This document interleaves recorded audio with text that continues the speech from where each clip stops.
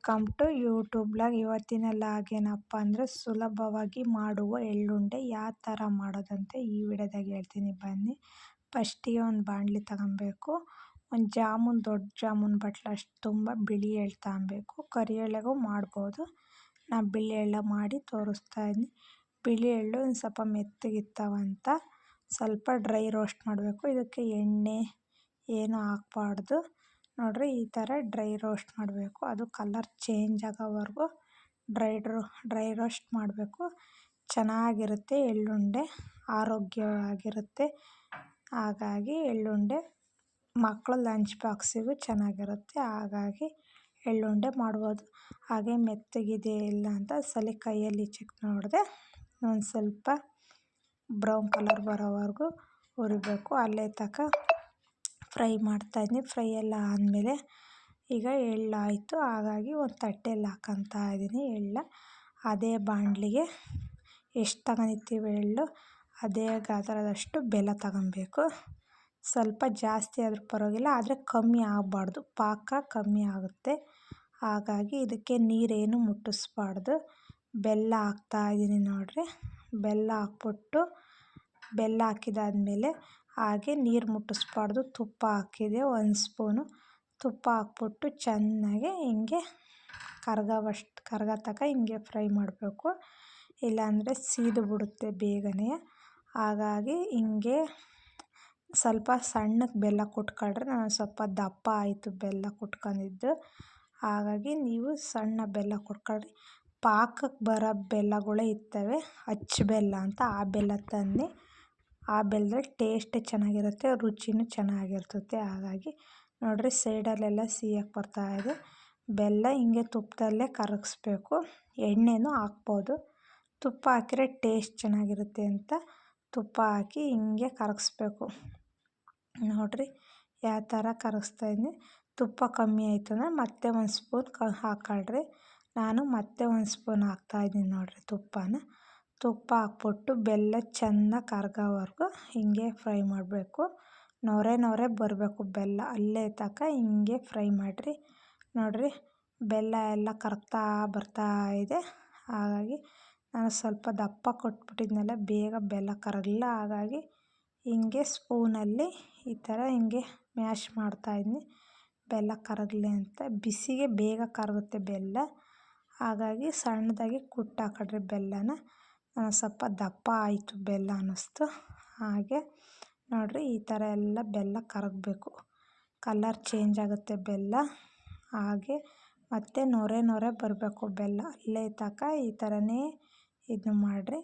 ನೋಡಿರಿ ಬೆಲ್ಲ ಎಲ್ಲ ಕರಗ್ತಾ ಇದೆ. ಈಗ ಸ್ವಲ್ಪ ಲೋ ಫ್ಲೇಮಲ್ಲೇ ಮಾಡಿರಿ. ಹೈ ಫ್ಲೇಮಲ್ಲಾದರೆ ಸೀದೋಗುತ್ತೆ.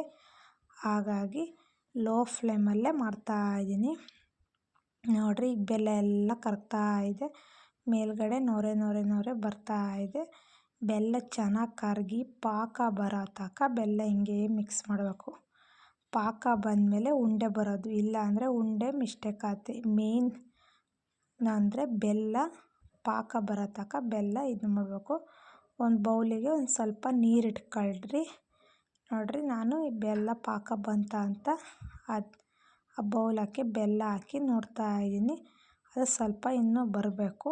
ಮತ್ತು ಬೆಲ್ಲ ಕರಗಿಸ್ತಾ ಇದ್ದೀನಿ. ನೋಡಿರಿ ನೊರೆ ಥರ ಬೆಲ್ಲ ಬರಬೇಕು, ಚೆನ್ನಾಗಿರುತ್ತೆ. ನಾನೊಂದು ಸ್ವಲ್ಪ ಮಾಡ್ತಾಯಿದ್ದೀನಿ. ಬೇಕಾದರೆ ನೀವು ಭಾಳ ಮಾಡ್ಕೊಬೋದು. ಒಂದು ಜಾಮೂನ್ ಬಟ್ಲಲ್ಲೇ ಏನಿಲ್ಲ ಅಂದರೂ 10ರಿಂದ 15 ಉಂಡೆ ಆಗ್ತವೆ, ಮೀಡಿಯಮ್ ಸೈಜಿನವು. ಮತ್ತು ಬೆಲ್ಲ ಎಲ್ಲ ಕರಗ್ತು, ನೊರೆ ಎಲ್ಲ ಬರ್ತಾಯಿದೆ ನೋಡಿರಿ. ಮತ್ತು ಬೆಲ್ಲನ ನೀರೊಳಗೆ ಹಾಕಿ ನೋಡ್ತಾಯಿದ್ದೀನಿ. ನೋಡಿರಿ ಈ ಥರ ಗಂಟು ಬರಬೇಕು, ಈ ಥರ. ನೋಡಿರಿ ಈಗ ಬೆಲ್ಲದ ಪಾಕ ಬಂದಾದಮೇಲೆ ಫುಲ್ಲು ಲೋ ಫ್ಲೇಮಲ್ಲಿ ಮಾಡಿ ಎಳ್ಳು ಹಾಕಬೇಕು. ಎಳ್ಳು ಪುಡಿ ಹಾಕೊಬೋದು, ಈ ಥರನೂ ಎಳ್ಳು ಹಾಕ್ಬೋದು. ನಾನು ಪುಡಿ ಮಾಡಿ ಏನು ಹಾಕಿಲ್ಲ, ಈ ಥರನೇ ಇದ್ದರೆ ಚೆನ್ನಾಗಿ ಅಂತ ಈ ಥರನೇ ಮಾಡೀನಿ. ಹಾಗೆ ಬೆಲ್ಲ ಎಳ್ಳು ಎಲ್ಲ ಮಿಕ್ಸ್ ಆಗೋವರೆಗೂ ಹಿಂಗೆ ಬಾಣಲೆಯಲ್ಲೇ ಮಿಕ್ಸ್ ಮಾಡಬೇಕು. ಮೇಲ್ಗಡೆ ಎಣ್ಣೆ ತುಪ್ಪ ಏನು ಹಾಕ್ಬಾರ್ದು, ಫಸ್ಟಿಗೆ ಹಾಕಿರಬೇಕು. ಹಾಗೆ ಅದೇ ತಟ್ಟೆಯಲ್ಲಿ ಎಳ್ಳು ಹಾಕಿದ ತಟ್ಟೆಗೆ ಸ್ವಲ್ಪ ಎಣ್ಣೆ ಹಚ್ಕೊತಾ ಇದ್ದೀನಿ. ಎಣ್ಣೆ ಹಾಕ್ಯಂದ್ರೆ ಹಿಡಿತುತ್ತೆ, ಅದಕ್ಕೋಸ್ಕರ ಎಣ್ಣೆ ಹಚ್ಕೊಂಡ್ರೆ ಹಿಡಿಯಲ್ಲ. ಹಾಗಾಗಿ ನೋಡಿರಿ ಈಗ ಬೆಲ್ಲ ಎಳ್ಳು ಎಲ್ಲ ಹೊಂದಾಣಿಕೆ ಆಯಿತು. ಈಗ ಎಲ್ಲ ಮಿಕ್ಸ್ ಎಲ್ಲ ಆಯಿತು ನೋಡಿರಿ. ಈಗ ಗ್ಯಾಸ್ ಆಫ್ ಮಾಡ್ತಾಯಿದ್ದೀನಿ. ಬಿಸಿ ಇದೆ, ಸುಡ್ತಾ ಇದೆ. ಇದು ಲೋ ಫ್ಲೇಮಲ್ಲಿ ಮಾಡಬೇಕು ನೋಡಿರಿ. ಇನ್ನು ಲೋ ಫ್ಲೇಮಲ್ಲೇ ಐತೆ, ಗ್ಯಾಸ್ ಆಫ್ ಮಾಡಬೇಡ್ರಿ, ಲೋ ಫ್ಲೇಮಲ್ಲೇ. ಹಾಗೆ ಎಳ್ಳೆಲ್ಲ ಬೆಲ್ಲ ಎಲ್ಲ ಮಿಕ್ಸ್ ಎಲ್ಲ ಆಯಿತು ನೋಡಿರಿ. ಈಗ ಬೆಳ್ಳಗಿರೋದೆಲ್ಲ ಕೆಂಪಗಾಯಿತು. ಹಾಗೆ ಅದೇ ಬಾಣಲಿಗೆ ಎಣ್ಣೆ ಹಚ್ಕೊಂಡಿದ್ದ ಬಾಣಲಿಗೆ ಇದನ್ನೆಳ್ಳೆಲ್ಲ ಸುರಿಬೇಕು. ಇದನ್ನ ಈಗ ಬಾಣಲಿಗಿರೋದನ್ನೆಲ್ಲ ಹಾಕಬೇಕು. ಹಾಗೆ ಸೈಡ್ ನೀರಿಗೆ ಎತ್ತಿಡ್ತಾಯಿದ್ದೀನಿ ನೋಡಿರಿ. ಇದನ್ನೆಲ್ಲ ಹಾಕಬೇಕು. ತಟ್ಟೆಗೆ ಎಣ್ಣೆ ಹಚ್ಕೊಂಡಿರ್ಬೇಕು, ಇಲ್ಲ ಅಂದರೆ ಹಿಡಿತುತ್ತೆ. ಮುಂಚೆನೇ ಹೇಳಿದ್ದೀನಿ, ನೀರು ಎಣ್ಣೆ ಹಚ್ಕೊಂಡಿರ್ರಿ. ಹಾಗೆ ನೋಡಿರಿ, ಈಗ ಬಾಣಲೆಗಳದೆಲ್ಲ ಎಳ್ಳ ಸುರಿತಾ ಇದ್ದೀನಿ, ಬೆಲ್ಲದ ಪಾಕದ್ದೆಲ್ಲ. ಮುಂಚೆನೇ ಎಲ್ಲ ಹಿಂಗೆ ಫಸ್ಟಿಗೆ ಹಾಕೊಂಬಿಡ್ರೆ ಆಮೇಲೆ ಹಿಡಿದ್ಬಿಡುತ್ತೆ, ಶಡವಾಗ್ಬಿಡುತ್ತೆ. ಹಾಗಾಗಿ ಮತ್ತೆ ಕೈಗೆ ಎಣ್ಣೆ ಹಚ್ಕೊಂಡು ತುಪ್ಪನಾರ ಹಚ್ಕೊಬೋದು, ಎಣ್ಣೆನಾರ ಹಚ್ಕೊಬೋದು.